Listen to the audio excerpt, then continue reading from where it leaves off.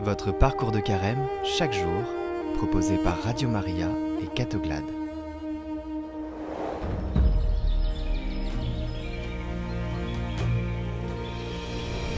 Bonjour à tous, on se retrouve aujourd'hui avec l'auteur Xavier Accard pour la deuxième vidéo de ce parcours sur la prière, apprendre à prier. Et aujourd'hui, on va parler de l'oraison du Carmel. Prier ne va pas de soi. Benoît XVI rappelait qu'il fallait sans cesse réapprofondir, remettre sur le travail l'art de la prière, même pour les personnes qui étaient avancées dans ce domaine. C'est pourquoi depuis quelques années, je m'occupe du magazine Prier, qui essaie de former et d'accompagner la vie de prière, et que l'année dernière, j'ai publié cet ouvrage, L'art de la prière, 50 méthodes éprouvées pour faire l'expérience de Dieu, aux éditions de l'Emmanuel. Alors aujourd'hui, j'aimerais vous parler d'une méthode fondamentale de la prière, qui est l'oraison carmélitaine. Cette méthode souligne l'importance de la foi dans la prière chrétienne. Une citation peut-être pour commencer, celle très connue de Thérèse d'Avila, qui en quelque sorte, donc Thérèse d'Avila, la réformatrice de l'ordre du Carmel, et qui est un peu qui est docteur de l'Église et qui nous aide à rentrer dans le mystère de l'oraison. Et elle disait, l'oraison est un échange d'amitié où l'on s'entretient seul à seul avec ce Dieu dont on se sait aimé. Mais concrètement, comment vivre ce temps de cœur à cœur silencieux avec Dieu? Alors je vais d'abord parler du cœur de cette prière, du cœur du mystère de cette prière, pour ensuite développer un peu plus les modalités concrètes. Le cœur de la prière, comme je le disais, c'est la foi. La foi, ce n'est pas une simple croyance comme on le pense souvent, mais la foi, c'est une vertu surnaturelle, une vertu théologale, c'est-à-dire quelque chose qui nous permet de participer à l'être même de Dieu, qui nous permet d'être unis à Dieu. Cette vertu théologale, surnaturelle, nous est donnée en particulier au baptême. On dit qu'elle est greffée sur notre faculté d'intelligence. Et comme toute vertu, elle dépend d'un acte de volonté. Cet acte de volonté, on l'appelle l'acte de foi. Donc le cœur de l'oraison carmélitaine, de ce cœur à cœur avec Dieu, ça va être de poser des actes de foi. Alors c'est un acte, l'acte de foi, c'est un acte intérieur vers lequel on s'unit à Dieu, on va vers Dieu en quelque sorte, on s'élance vers Dieu. Mais il peut s'extérioriser, il peut avoir comme support extérieur des petites paroles. Vous pouvez dire, Seigneur, je sais que tu es là, tu es présent, Seigneur, je t'aime, je sais que tu m'aimes.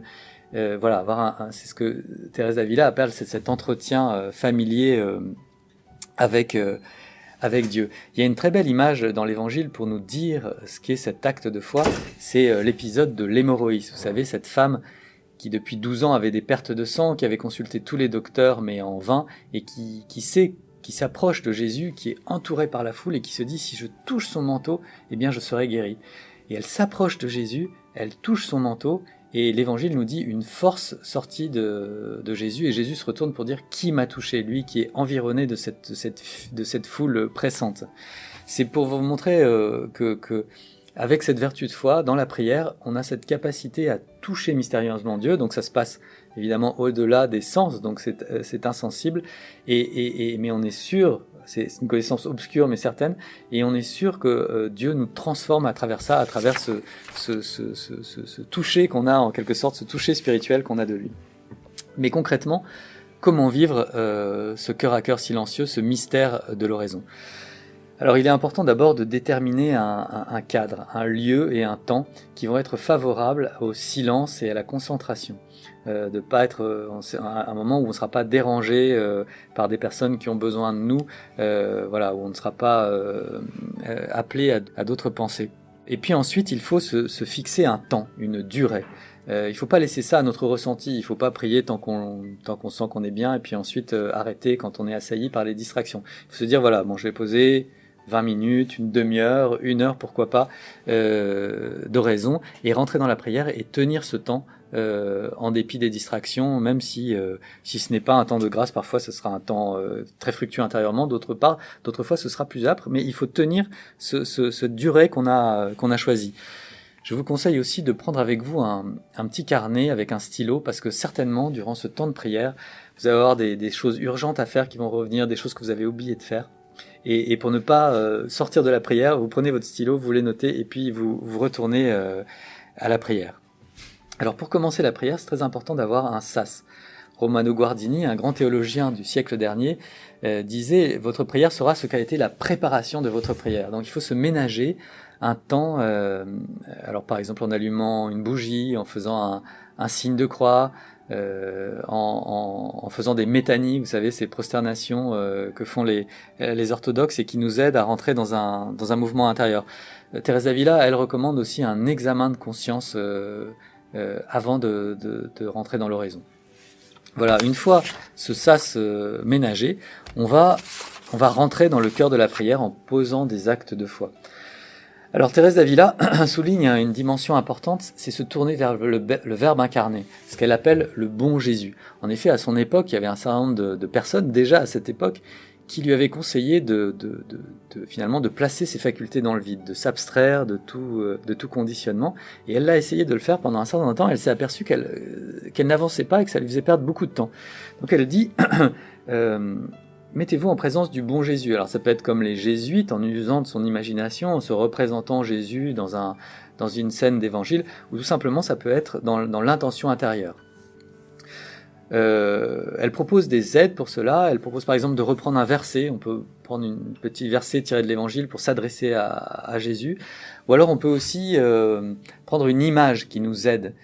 Sainte Thérèse d'Avila avait toujours avec elle une image ou une petite statue qui l'aidait à poser ses actes de foi, à se mettre en présence de Dieu. Alors dans le cœur de la prière, on va être évidemment assailli par les distractions. Notre imagination va se mettre à vagabonder. Ne vous inquiétez pas, c'est tout à fait normal, c'est vraiment l'épreuve de l'oraison.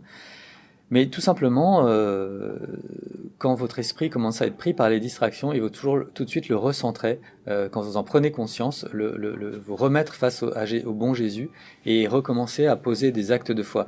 D'ailleurs, vous pouvez vous réjouir parce que si vous prenez conscience que vous divaguez, eh bien, c'est que votre cœur profondément est resté tourné vers Dieu et qu'il vous appelle à vous tourner de tout votre être vers Dieu.